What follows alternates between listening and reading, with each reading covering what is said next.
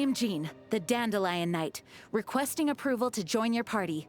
From this day onwards, my honor and loyalty lie with you.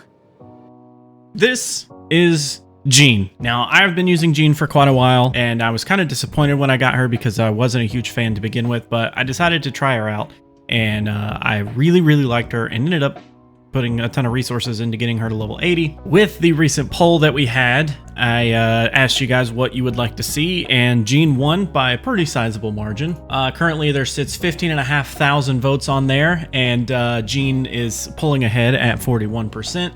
The closest would be at 24% for Diona. Since Jean won, we're going to focus on Jean today. Now, for the next poll, which I will post after I upload this video, I'm probably going to focus only on 4 stars because I do hear you guys, saying, hey, 5 stars are pointless. Don't worry about that. I will promise you that we'll do a 4-star next. One notable thing before we get too deep into this, there are straight up 2 different ways that Jean kind of can be built. She's mainly a healer, but her heal scales off of her attack, so in my mind that's like a win-win for me because I'm super kamikaze. I like to just throw myself at the enemy and do as much damage as possible, and if I can get heals while doing a bunch of damage, that's a win-win. So just kind of keep that in mind, that she's technically a support unit, but she can kind of be built a couple of different ways, which we'll of course get into. So let's go ahead and get into Jean. So a typical fashion here, we're going to start with our talents. So our normal attack here, called Favonius Blade Work, performs 5 consecutive strikes. We do have a charged attack, which actually is kind of like an uppercut, and then we have a plunging attack, which does AoE damage upon hitting the ground, of course. As you can see, we do have all of our breakdowns, and you can see how those numbers break down. Now, of course, my blade work is on level 6. Yeah, I don't have anything to push it higher. It's on level 6, so your numbers may vary, but that's just kind of how the stats break down, as you can see. Now, our elemental skill, or our E, is actually going to be called Gale Blade. So, focusing the might of her formless wind around her blade, Jean releases a miniature storm, launching enemies in the direction she aims it at, dealing massive AoE damage. So, the way that this works is if you are looking at an enemy and you press E, it is going to just basically shoot out a large anemo based attack, and it will push the enemies back. If you hold it, as you can see here, at the cost of consumed stamina, she can hold it and you can kind of position it to where you want, and then you can fire it off that way. Now, one thing that is notable, if you are able to set this up, you can hold your E and point the direction upwards so that you're firing the enemies above you, and as they come down, they will actually take extra fall damage off of that. So that's just something to keep in mind. As you can see, there is the breakdown of that. Now keep in mind, mine's at level 3, so your numbers may vary. As far as our elemental burst, we have Dandelion Breeze. So calling upon the wind's protection, Jean creates a swirling dandelion field, launching surrounding opponents and dealing anemo damage. At the same time, she instantly regenerates a large amount of HP for all party members, and the amount of HP scales off of her attacks. Remember, we mentioned that earlier. So the Dandelion Field actually continuously regenerates HP for characters within that AoE and continuously imbues them with anemo. So you do actually get affected with anemo while you are inside of this. It is going to deal anemo damage to opponents whenever they enter or exit the field, which is actually really cool because you can set up some neat interactions whenever you pop your elemental burst, and then you Gale Blade somebody outside of that. That's one of the things that I like to do, because not only are they going to receive damage from the burst activation, then they're going to receive damage off of the Gale Blade that you activate, and then they're going to receive damage off of the exit of the Dandelion Breeze. So you're kind of getting like all kinds of damage thrown in there, and it's all anemo based damage, which is important.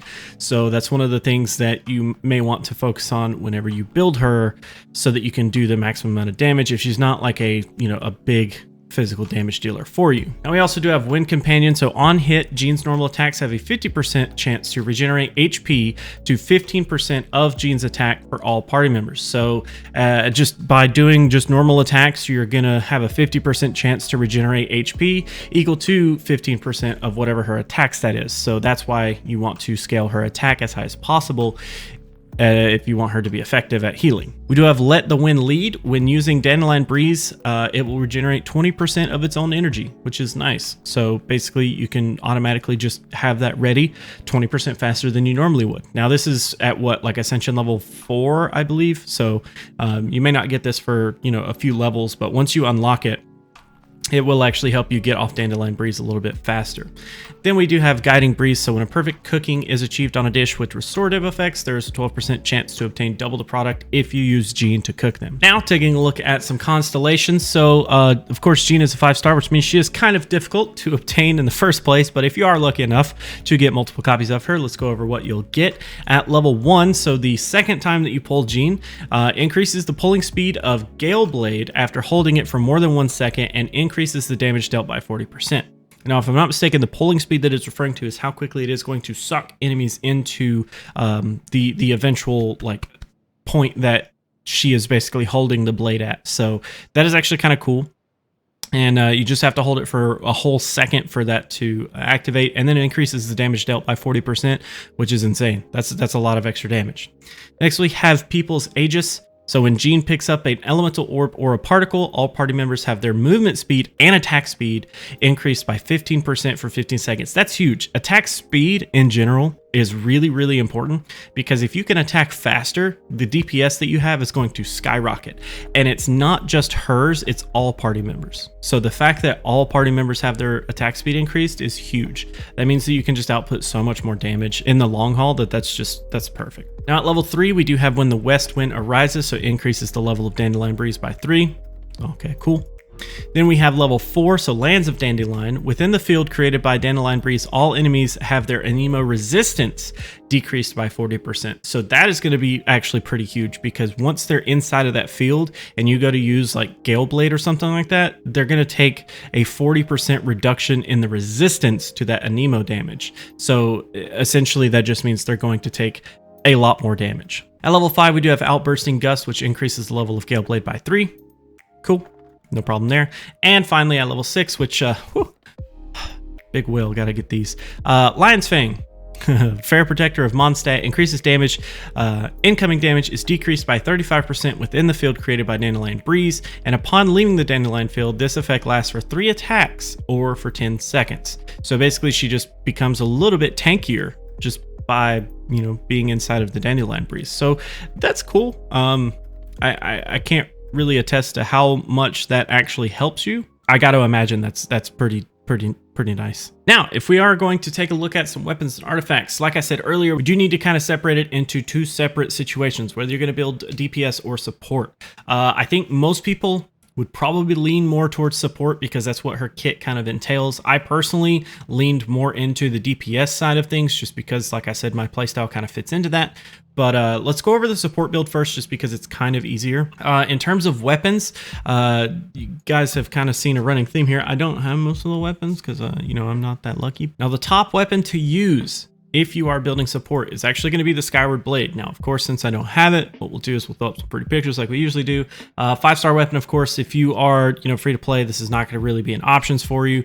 If you do have the Skyward Blade, it's great. If you don't fret too much about it. It's just one of those things that if you have it, it is really, really good. Otherwise, you're just gonna have to kind of deal with what you got. Probably the main reason that you're running Skyward Blade, though, is because its secondary, its bonus stat is actually going to help increase energy recharge, which helps you get off your elemental burst more often. You know, that's kind of the whole point of Jean, to be a healer, so that you can throw out your elemental burst and do a lot of heals. Essentially, though, crit rate is going to be increased by 4% and gains Sky Piercing Might, which when using an elemental burst increases the move speed by 10% and your attack speed by 10%, which is already insanely good. We already talked about that. Increasing the damage of normal and charged attack hits by 20% for a whole 12 seconds. So that's insanely good just in the passive there, and at refinement levels going up, that is just going to get even better. Now, the second weapon that we need to talk about is the flute. This is probably a little bit more budget friendly, not super budget friendly since it is a 4-star weapon. But either way, it's probably a little bit more obtainable than the Skyward Blade for most people. It is actually going to increase attack as its secondary stat, which is fine because most of our, skills and even healing will scale off our attack. Its passive is actually going to be normal, and charged attacks grant a harmonic on hits. Gaining 5 harmonics triggers the power of music and deals 100% attack damage to surrounding enemies. Harmonics lasts up to 30 seconds, and a maximum of 1 can be gained every half a second. So basically, it's just going to help you generate an extra bit of damage once you increase, 5 harmonics onto it, which is just fine. It's a little bit more budget friendly, but still not great. Next, we do have the Sacrificial Sword, which oddly enough, I do have. So the Sacrificial Sword is actually going to increase your energy recharge percent. That is its bonus stat, which of course is going to help us get to our elemental burst faster. And then after damaging an opponent with an elemental skill, the skill has 40% chance to end its own cooldown and can only occur once every 30 seconds. So basically it's going to allow you to get off your Gale Blade even faster, and that's just perfectly fine. That's amazing. Last but not least, probably the most budget option, and actually the one that I go with, is the Fillet Blade. And the reason for that is because the Fillet Blade is super budget friendly. It's going to increase your attack percent, which is perfectly fine. That's what most of our stuff scales off of, like we've said. On hit, has a 50% chance to deal 240% attack damage to a single enemy and can only occur once every 15 seconds. So it is a little bit better in terms of DPS, but ultimately it's going to increase your attack percent, which is why it's preferred. Now, in terms of artifacts, probably the best thing to go with in your support build is going to be the Noblesse Oblige, Noblesse, I don't know how to pronounce that. Noblesse Oblige. Basically, 2-piece is going to increase your burst damage by 20%, which is great. At a 4-piece, using elemental burst increases all party members' attack by 20% for 12 seconds. So this kind of works in two different ways, because not only does it give some options to do extra damage for your elemental burst, but it will also help you have more attack, which in turn lets you deal more damage and do more heals with Jean, or to swap off and do more damage with DPS, however you want to do that. So it is a nice little thing. Once you use your elemental burst, if you've built up your attack already enough, you're probably going to get a huge chunk of heals anyways. So it may be better to switch off into DPS at that point, but that's probably too situational to really call. Now, you could also go with the Instructor set. 2 pieces is going to increase your Elemental Mastery by 80, which is just going to help do more Anemo damage. And then 4-piece set, upon triggering an Elemental Reaction, increases all party members' Elemental Mastery by 120 for 8 seconds. Now, this one I'm not a super huge fan of. I guess it just helps you do more Anemo-based damage, but I personally would feel like Noblesse Oblige would be way better than this. And last but not least, we do have the Viridescent Veneer. The Viridescent Veneer. Basically 2-piece set, going to increase your Anemo damage by 15%, and then 4-piece set is actually going to increase swirl damage by 60% and decreases the elemental resistance of that element infused in the swirl by 40% for 10 seconds. So I actually run this on my Venti, which I really like this. Basically, it helps do extra Anemo damage, and then on top of that, if you have the 4-piece set, it's going to increase the swirl damage based on whichever element the swirl is reacting to. It's going to decrease that elemental resistance. So for instance, if you're swirling with Pyro, then they're going to lower their Pyro's resistance by 40% for the next 10 seconds, which in turn means that you can pull out your Pyro character and do extra Pyro damage. Now, depending on which set you go with, it doesn't really matter which one you choose, whichever one you feel like fits your playstyle the most. Just kind of keep in mind that attack is probably going to be your number one thing that you want to go for. Just attack. In general, get a really decent good feather. If you are going with a Noblesse Oblige, make sure that that feather is a 5-star at best, and then try to prioritize your attack percentage as best as you can, and then energy recharge and elemental mastery comes second and third respectively, depending on kind of which direction you want to go with. Now, when it comes to leveling up your talents in terms of priority for the support build, Dandelion Breeze makes a lot of sense here because it's going to help increase the amount of heals that you're going to be doing, which is perfectly fine. Getting all of these numbers up is going to be perfectly great for that. Now, for the second one, depending on which way you feel like you should take this, is really a toss-up. I feel like if you are going for extra heals, Dandelion Breeze is going to do a ton of extra heals for you just based off of the activation. But if you're going for more of like a long-term, like being able to do, heals while Jean is out and able to damage enemies, then I would probably focus on the normal attack and then Gale Blade last. But if you already have a DPS and you are not concerned about doing, the chip away heal where you're attacking the enemy and healing at the same time, don't focus on your normal attack at all. Go with Gale Blade. Anything that you can do to get this up for that, if you are more into that playstyle, this would be perfectly fine. Being able to knock enemies outside of that perimeter again is just amazing. Now, when it comes to doing your DPS build, so this is going to be kind of more into my playstyle. Of course, weapons are going to be, a little scarce depending on, how your budget allows you to live, I guess. The top weapon that you should actually be looking at, if you have it, is actually going to be Aquila Favonia. Now, I feel like I'm pronouncing that incorrectly, but let's take a look here. So basically, its physical damage percent is going to be the bonus stat for it, and its passive is going to be the attack is increased by 20%, which is great. Triggers on taking damage, the Souls of the Falcon of the West awaken, holding the banner of resistance aloft, regenerating HP equal to 100% of attack, and dealing 200% of attack as damage to surrounding enemies. So basically, if you get hit, so to start with, as soon as you have this weapon, not only are you going to get a physical damage bonus, you're also going to get an attack increase of 20%. Basically, every 15 seconds, you're going to be able to heal HP of 100% of your attack and deal 200% of your attack as damage to surrounding enemies. So that's awesome. That's a really, really cool weapon. Unfortunately, I don't have it, so I can't really, to speak too much on that. But anyways, that's amazing. Next, I would definitely try to look into the Black Sword. So the Black Sword is actually the Battle Pass weapon, which is actually pretty good. I do have it, but I don't have it built up. I'm thinking about getting it as my second Battle Pass this go around, but I don't know. I'm not sure yet. Its bonus stat is actually going to be crit rate, and it's going to increase the damage dealt by normal and charged attacks by 20%. Additionally, regenerate 60% of attack as HP when normal and charged attacks score a critical hit, and this effect can only occur once every 5 seconds. So, of course, as refinement goes up on any of these weapons, these stats are going to get better, which is just insanely good. But basically, the Black Sword increasing crit rate is always going to be really good. Late game DPS and stuff like that, you're going to need a lot of crit rate anyways. So that's pretty awesome. And then you can just increase your damage dealt, by a lot. And then additionally regenerate 60% of your attack as HP when normal charge attacks actually do crit. That's pretty gnarly. Now, a little bit more into the free-to-play options. The prototype Rancor, I don't know how that's pronounced. Basically, this is the weapon that you get just for leveling up to AR 10 or so, I believe. So this can actually be crafted, which is pretty nice. Its secondary stat is going to be physical damage, and its passive is actually going to be on hit, normal and charged attack, increase attack and defense by 4% for 6 seconds, and there can be a max of 4 stacks, and it can only occur once every 0.3 seconds. So that's actually pretty good. Definitely a nice option, especially for the free-to-play options. Next, we actually have the Harbinger of Dawn. So the Harbinger of Dawn is actually going to increase your crit damage, which is perfectly fine. Again, late game crit rate, crit damage is super important. And then when HP is above 90%, it increases your crit rate by another 14%. And on refinement, that should actually go up. On refinement, you can get it up to 28%, which is actually nice. You can pretty much double it. So crit rate up to 28% on a 3-star weapon, pretty nice. Crit damage, of course, as you go up in levels and stuff, that's going to increase as well. Looks like you can max it out at 46.9% crit damage. Ooh, that's quite a lot. I don't know if I should invest in one of those. That would be pretty nice. Then next we do have the flute, just like in the support build. We went over that.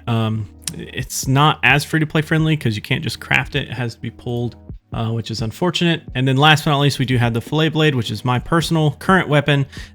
Just gnarly, and we went over that with the support build as well.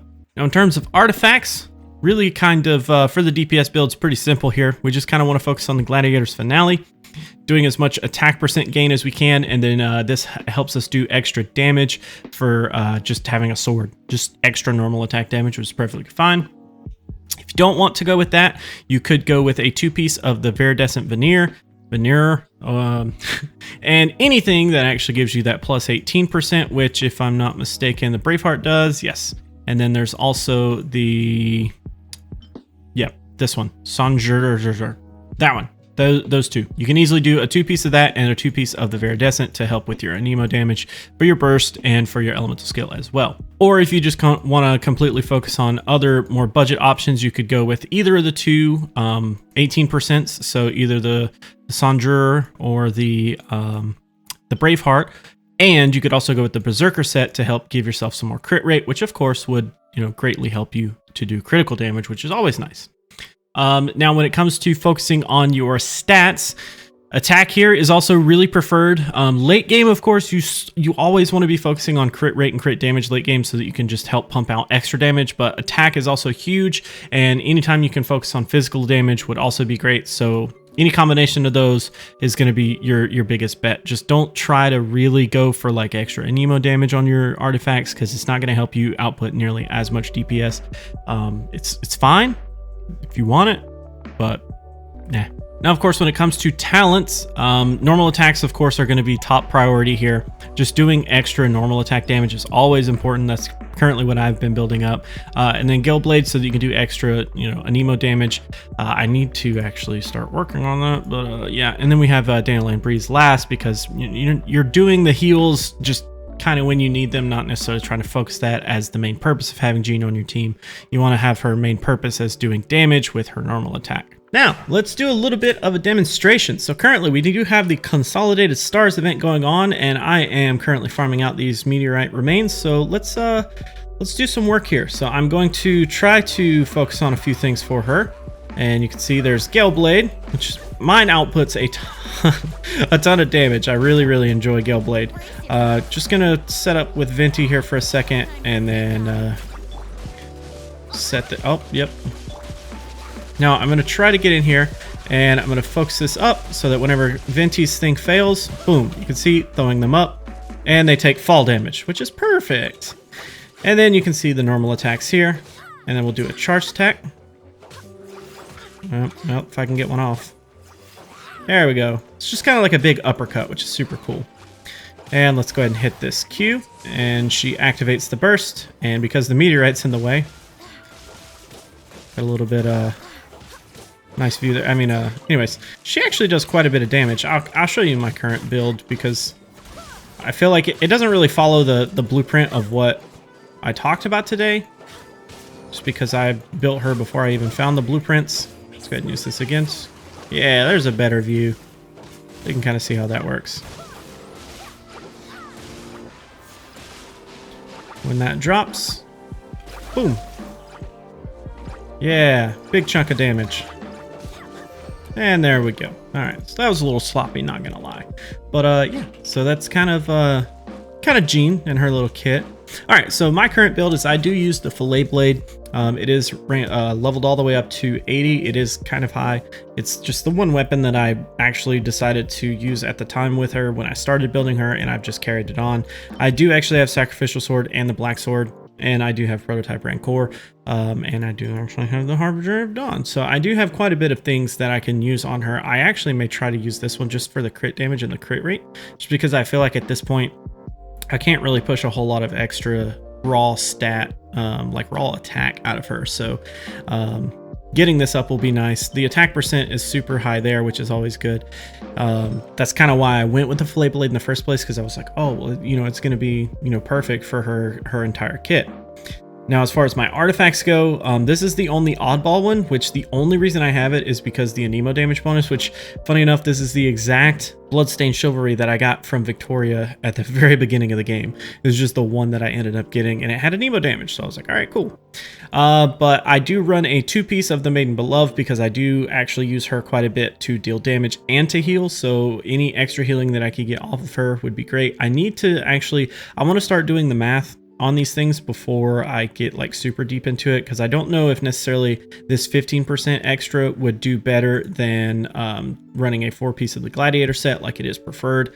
But I personally run 2-piece of Gladiator, 2-piece of Maiden Beloved, and that's just kind of the way that I've always done it. I do have attack percent base there, and then anemo damage like we talked about, and attack percent there, just so that I can get as much attack as I can. Her current stats are pretty gnarly at 1695 on attack, and her max HP is, whatever. But I thought that was pretty good. I really enjoy using Jean. She's really fun to play with. Her crit damage is 55%, which is already really nice. I wonder if it makes a huge difference if I do switch to, if I do actually switch to the Harbinger of Dawn. I don't know. We'll see. Well, I might try this out. I may do like an update or something on that. But anyways, so that's pretty much that's pretty much going to be it for today, guys. Thank you so much for hanging out. Thank you so much for watching. As always, I will post a poll after I throw this up, and we'll do another video. Like I said, I am going to focus more on a 4-star set of options this time, so that we can kind of go over things that are a little bit more relevant to you guys, because not everybody has pulled 5 stars. Anyways, that's pretty much going to be it. Thank you so much for hanging out. Thank you so much for watching. Until the next video, see you later.